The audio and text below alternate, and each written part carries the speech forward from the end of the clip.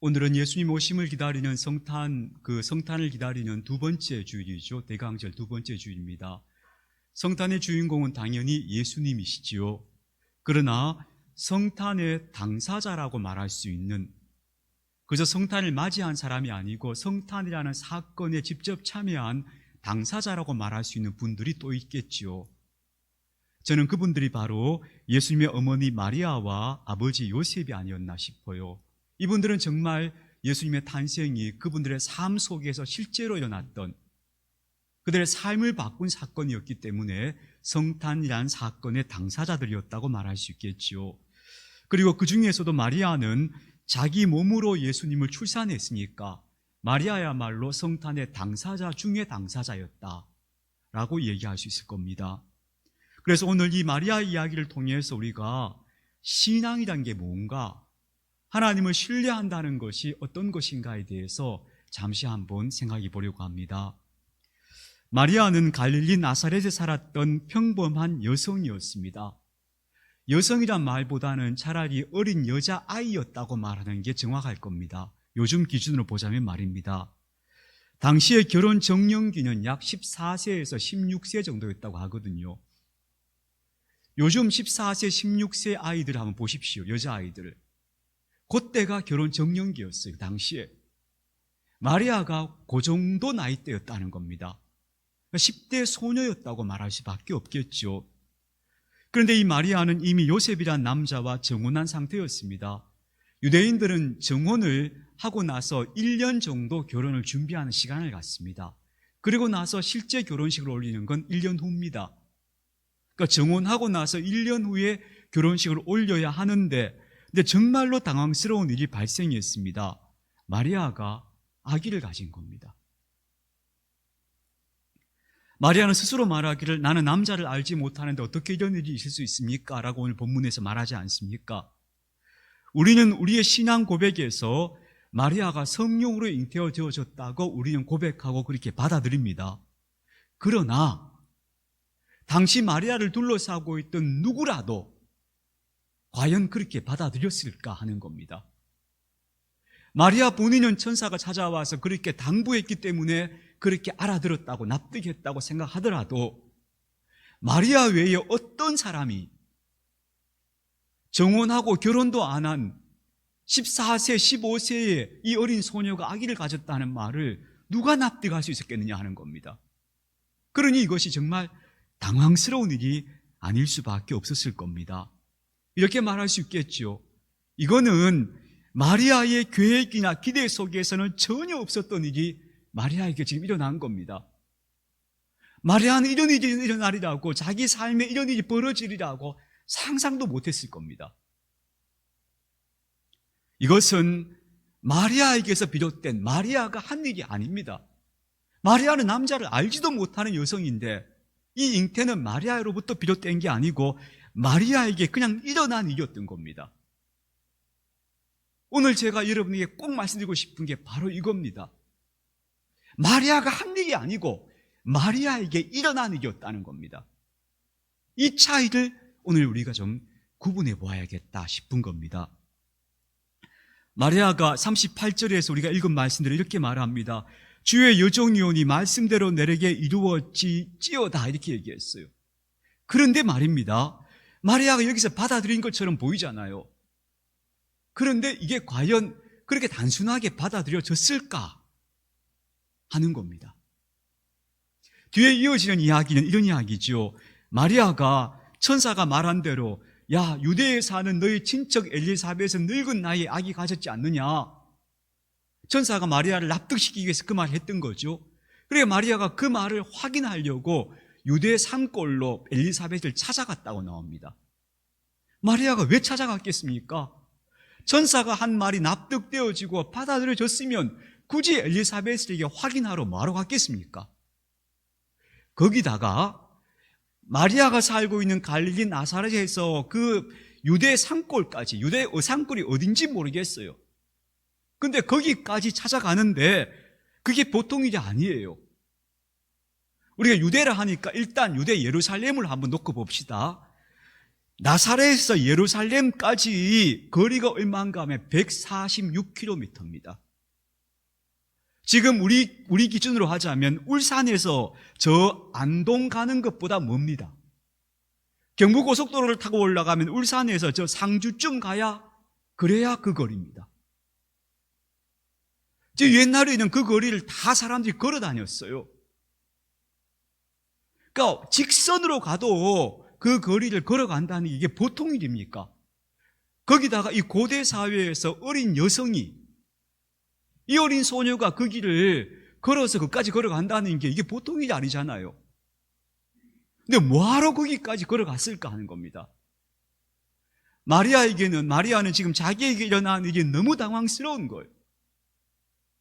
천사의 고지를 받고 그런가 했지만 그걸 자기 안에 수용이 안 되는 거죠. 그러니 천사가 알려준 대로 도대체 엘리사벳에게 무슨 일이 일어났는가, 그거 확인하러 간 거 아닙니까? 그래서 이 어린 소녀가 지금 거리로, 직선 거리로 146km나 되는 거리를 따박따박 그걸 걸어서 유대 산골까지 가서 직접 자기 눈으로 확인하려고 했던 거죠. 그러니 이걸 봐도 이 일이 마리아에게 일어난 일이 얼마나 당황스러운 일이었는가 하는 것을 우리가 짐작할 수 있게 됩니다. 그리고 마리아가 드디어 정말 누가복음에 의하면 엘리사벳을 만납니다. 근데 엘리사벳이 그 마리아를 보면서 놀라운 예언을 합니다. 내 주의 어머니가 내게 오시는구나, 이렇게 막 말하는 거예요. 그런 일련의 여러 가지 되어지는 놀라운 일들을 경험하고 나서 비로소 마리아가 내가 아이 가진 게 이게 이상한 일이 아니구나, 이게 뭔가 하나님이 하실 만한 특별한 일이구나 하고 수용하게 되었다, 받아들이게 되었다, 그렇게 말할 수 있죠. 그래서 마리아가 그 다음에 엘리사벳 만나고 나서 비로소 마리아의 노래라고 하는 찬가를 불러요. 그때 이렇게 말합니다. 이제 후로는 만세의 날을 복이 있다고 일컬을 것이다, 그래요. 내가 지금 내게 일어난 일이 너무너무 당황스러운 일인데, 근데 그래, 나중에 후대 사람들은 나를 보고 복되다고 할 거야 라고 마리아가 수용했다는 겁니다. 받아들였다는 겁니다. 왜 이게 그만큼 어려운 일인가? 지금도 우리가 만약에 어떤 여성이 결혼도 하기 전에 아이를 가졌다 하면 우리가 다들 좋게 생각 안 할 겁니다. 고대의 이 시대에는 어떤 상황이었는가 하면요, 이런 임신을 했다 하면 그것은 대대로 그 집안 전체가 수치스럽고 불명예를 지는 일이 되면서, 동시에 그 본인은 어떻게 되는가 하면 자칫하면 돌에 맞아 죽을 수도 있는 일이었습니다. 그러니까 사회적으로 완전히 그야말로 매장될 만한 두려운 일이었던 거죠. 본인의 생명도 장담할 수 없는 그런 일이 마리아에게 일어났던 겁니다. 자, 이렇게 마리아는 자기에게 일어났던 그 당황스러운 일을 결국 받아들이게 됨으로써, 그래서 거기서부터 이 세상을 향한 하나님의 계획이 실현되어지고 현실이 되어졌고, 그리고 우리도 아기 예수님을 이 땅에 오셨음을 축하할 수 있는 성탄을 맞이하게 되었다, 그렇게 말할 수 있겠죠. 여러분, 여기서 우리가 다시 제가 말씀드리고 싶은데, 마리아는 자신에게 일어난 일을 결국 받아들였던 겁니다. 거기서부터 하나님의 계획은 실현되어지기 시작했다, 이렇게 말할 수 있습니다. 그래서 오늘 첫 번째로 제가 간략하게 말씀드리고 싶은데, 이걸 한번 구분해 보자는 겁니다. 내가 한 일과 내게 일어난 일을 한번 구분해 보자는 겁니다. 우리는 올해도 2025년을 살면서 나 이런 일을 해야지라고 계획 세운 것도 있고, 또 그 가운데서 실천한 것들도 있을 겁니다. 우리 권사님 기도 중에 60% 정도 실천하셨다 하는데 대단하죠. 60%면, 그죠? 계획 세워놓고 내가 무슨 계획 세워놓는지 까맣게 잊어버린 경우도 있는데, 근데 어쨌든 우리는 우리가 나름대로 목적을 가지고 의도성을 가진 행동을 하려고 애씁니다. 그렇게 내 자신의 삶을 내가 끌어가기 위해서 애쓰고 살아가고 있습니다. 내가 한 일을 이렇게 말할 수 있겠죠. 내가 뜻을 가지고 목적을 가지고 한 일, 그 내가 한 일입니다. 혹은 내가 특별히 어떤 목적의식 없었는데 무심코 한 일, 나도 모르게 한 일도 내가 한 일입니다. 혹은 그 중에는 이건 실수였어, 내가 왜 그때 확인하지 못했을까, 내가 왜 그때 한 번도 생각하지 못했을까, 후회스러운 일도 있습니다. 이런 모든 것들이 다 내가 한 일입니다. 그렇죠? 그럼 여러분, 반면에 나에게 일어난 일, 내가 의도한 것도 아니고 내가 행위한 것도 아니고 그냥 어떤 일이 나의 삶에 찾아왔고 내게 일어났습니다. 그러면 내가 한 일과 나에게 일어난 일 중에서 정말 내 삶을 더 크게 좌우하는 일은 무엇일까요? 어느 쪽일까요? 내가 한 일일까요? 아니면 내게 일어난 일일까요? 만약에 나에게서 비롯된 일이 내 삶을 좌우하고 있다고 생각한다면은, 내가 노력한 거, 내가 애쓴 거, 그래서 나는 여기까지 왔어, 이렇게 말하게 될 거예요. 아니면 그때 실수가 내 인생을 좌우하고 있다고 생각한다면 우리는 자책 속에 살아가게 될 겁니다. 과연 내가 한 일이 내 인생을 좌우했을까? 그럴까요? 마리아의 경우를 한번 봅시다. 마리아가 결혼을 앞두고 있습니다. 정혼을 했습니다. 그럼 마리아가 그때부터 꿈꾸었던 삶은 어떤 걸까요? 마리아는 지극히 평범한 어린 소녀였습니다. 이 마리아가 대단히 큰 행복이나 영광을 꿈꾸었다고 보기는 어렵습니다. 그 시대 사람들의 소망이란 이런 걸 겁니다. 가정을 이루고 그냥 아이들 낳고 그저 양식이 떨어지지 않을 정도만 살면 좋겠다. 그리고 가족들이 무슨 큰 우환이 있거나 병들거나 하지 않고 그냥 사람이 자기 살 수 있을 때까지 천수를 누리다가 그저 자녀들이 건강하게 자라나서 자식 놓고 사는 거 보고, 그게 그 시대 사람들이 꿈꿀 수 있는 아마 최고의 삶이었을 겁니다. 그 이상을 꿈꾸기 사실 어려웠어요. 그 시대는. 그런 시대에서 마리아가 꿈꾸었던 것은 아마 그 정도였을 겁니다. 한 남자의 아내로, 아이들의 엄마로, 또 배고프지 않을 정도의 윤택한 삶을 살면 좋겠다.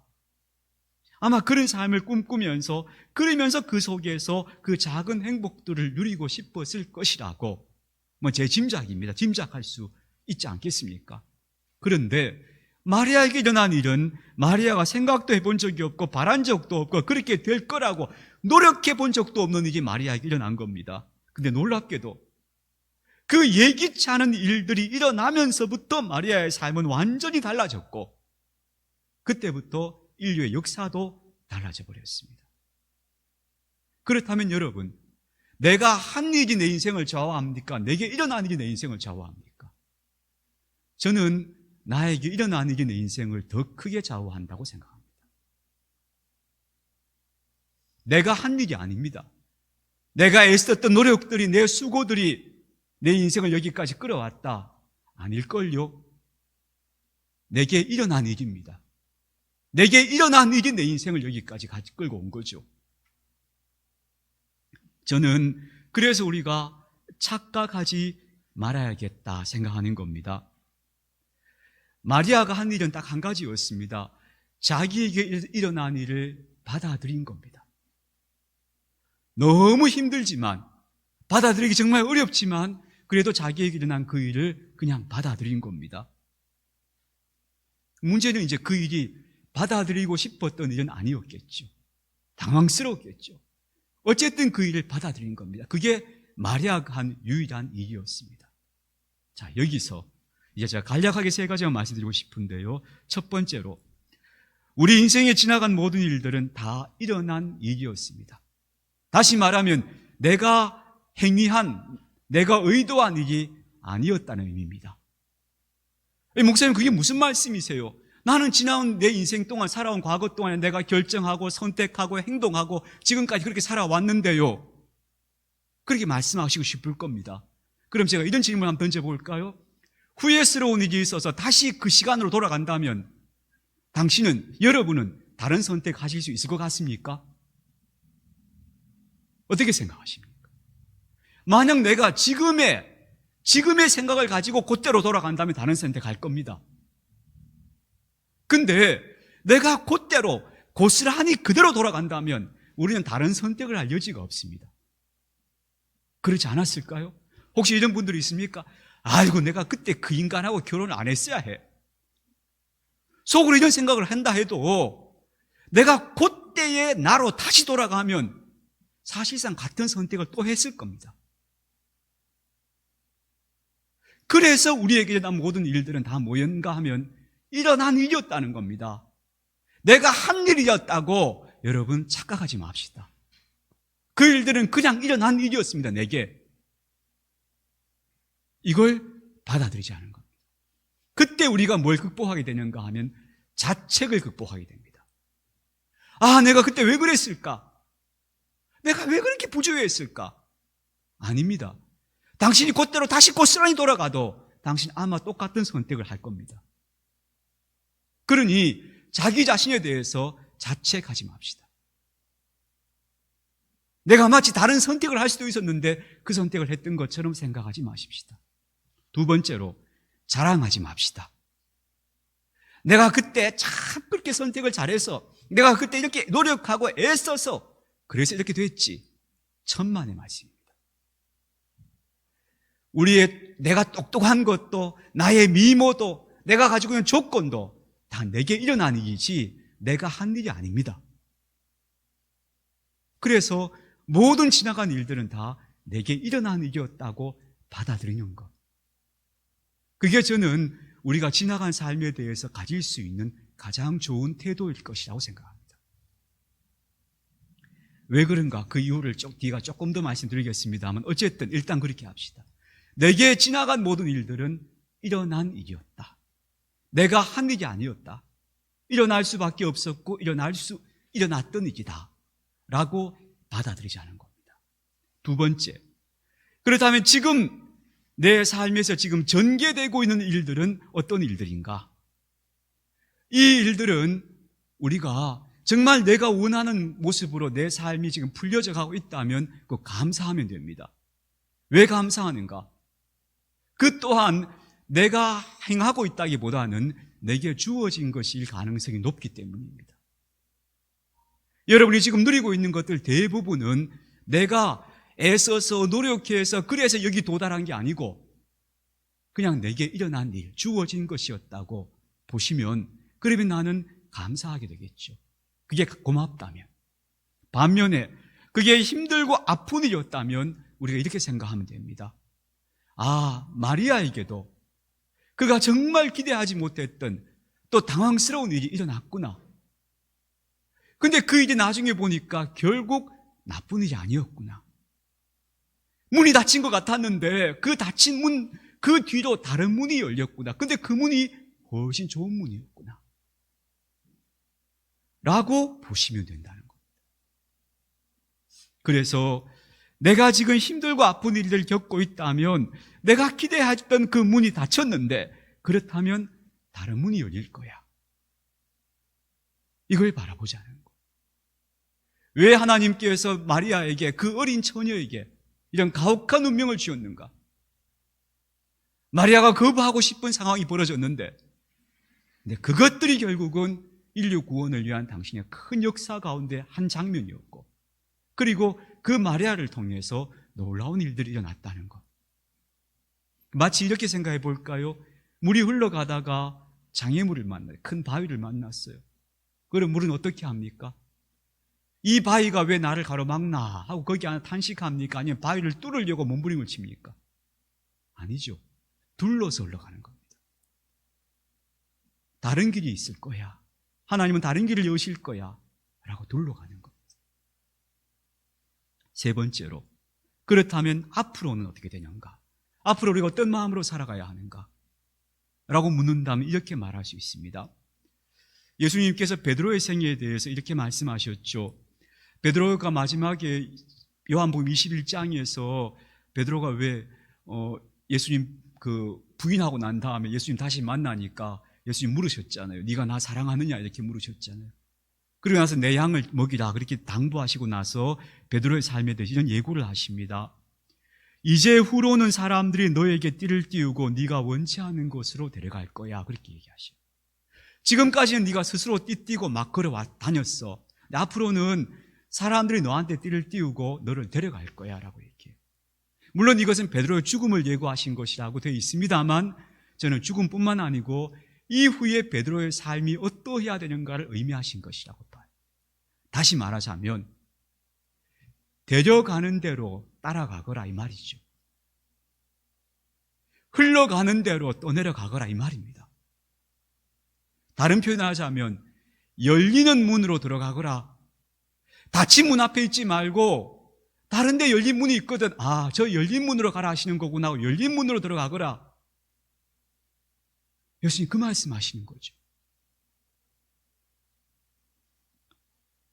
물론 우리는 우리 삶의 현실 앞에서 성실하게 살아야 합니다. 그냥 두 손을 놓고 아무거나 될 대로 되겠지, 그런 태도가 절대 아닙니다. 내 현실을 성실하게 살아가지만 내 현실의 삶 속에 일어나는 일들을 나의 좋고 나쁨에 따라서 판단하면서 받아들이거나 거부하려나 하지 말자는 겁니다. 어떤 일이 내게 일어났으면 아, 이게 하나님께서 내게 열어주시는 또 다른 길일 수 있겠구나 생각하고 그 길로 가자는 겁니다. 그걸 우리가 고상하게 뭐라 얘기하는가 하면 섭리를 따라간다, 이끄심을 따라간다 라고 말하는 표현입니다. 그래서 여러분, 내가 선택할 거야, 내가 결정할 거야, 그게 아니고요.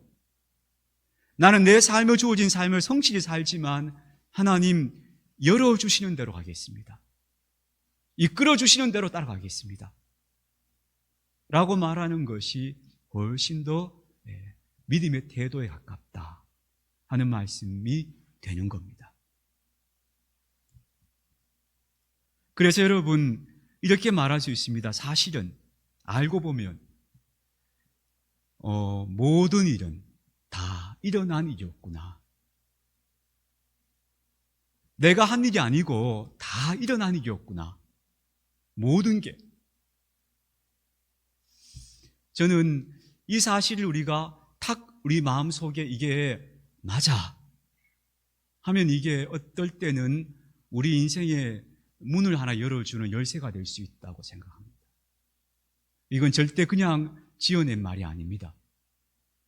왜냐하면 이게 바로 우리는 섭리라고 부르는 겁니다. 섭리.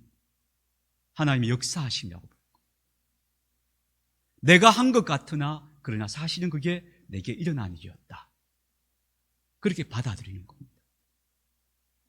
그 손길을 의식하고 그러므로 나는 앞으로도 계속해서 나를 이끌어 가시는, 나를 열어주시는 대로 걸어갈 거야 하는 게 뭐냐 하면 하나님을 신뢰하는 겁니다. 그렇구나, 내 삶을 움직이시는 손길이 있구나, 그걸 받아들이고 신뢰하는 겁니다. 우리는 그걸 다른 말로 신앙이라고 부릅니다. 신앙은 결국 이끄심을 따라가는 것이다. 아브라함도 그랬고 모든 신앙의 선배들이 다 그렇게 갔구나. 그게 뭐였을까? 내가 하는 일이, 내 선택이 내 인생을 좌우하는 게 아니고 내게 일어나는 일이 내 인생을 좌우하는구나 하는 사실을 더 크게 받아들이는 겁니다. 그래서 그 일어난 일들을 가운데서 뜻을 찾고 거기서 열어주시는 문을 따라서 걸어가는 겁니다.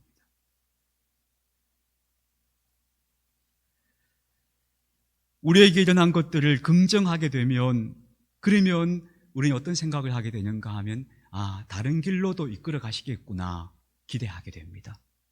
그리고 그 열어주시는 길을 따라서 한 걸음 한 걸음 따라가면서 아마도 이런 고백이 있을 것 같아요. 내가 하는 일보다, 내가 선택한 것보다 이 길이 더 낫구나, 이게 더 나은 길이구나 하고 받아들이게 될 것 같아요. 그때 딱 도달하게 되면, 그 지점에 도달하면 그때 이제 이런 고백이 나오는 거죠. 모든 것이 다 은혜였습니다 하는 고백이 거기서 나오는 거죠. 내가 선택하고 내가 결정하고 내가 고민하고 그래서 내가 여기까지 왔는데 생각하는 사람에게 어떻게 은혜의 고백이 나오겠습니까? 아니죠. 그래서 우리가 착시에서 좀 벗어나자. 심지어는 자연과학자들은 그렇게까지 주장하는 분이 있어요. 인간은 모든 삶의 조건은 주어졌다. 인간에게는 선택의 자유가 없다라고 얘기하는 분도 있어요. 그걸 이제 설문조사해 본 자연과학자 중에 한 30%는 인간에게는 선택의 자유가 없다. 모든 건 다 그렇게 선택하도록 되어 있었다. 이렇게까지 얘기하는 분이 있어요. 근데 저는 아니라고 봐요. 그렇게까지 아니다. 다만 하나님이 주신 삶의 어떤 범위가 있다. 그건 우리가 못 바꿔요. 태어날 때는 부모를 선택하셨습니까? 외모를 선택하셨습니까? 여러분의 건강을 선택해 오셨습니까? 아니잖아요. 주어진 삶을 일어난 일이에요, 그게. 그 속에서 내가 어떤 태도를 취하면서 어떻게 살 것인가? 내가 신뢰의 태도를 가지고 내 삶을 이끌어 가시는 분을 따라갈 것인가? 아니면 왜 이런 일이 하면서 삶을 겨우 엉거주춤 끌려가는 형식으로 살아갈 것인가? 이건 우리가 선택할 수 있죠. 그래서 저는 그렇게 봐요. 제 삶은 내가 한 일이 아니다. 내게 일어나는 일이 좌우한다. 이걸 좀 더 크게 보면서 그 섭리를 신뢰할 수 있는 저와 여러분의 삶이 되어졌으면 좋겠습니다.